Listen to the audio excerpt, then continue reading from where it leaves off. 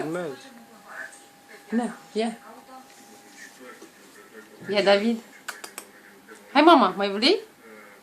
Stai că e atent la telefon acum. E mămică. Ia. Ia. Vrei? Ai, mă, mama.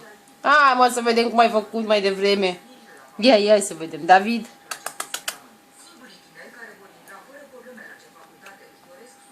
Uite prin spate. Uite prin spate.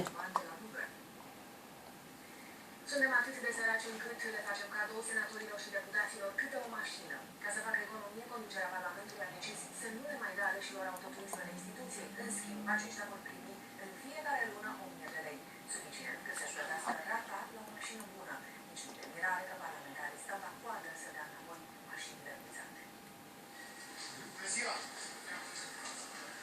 Deputatul, știe cum am venit să-mi dau mașina?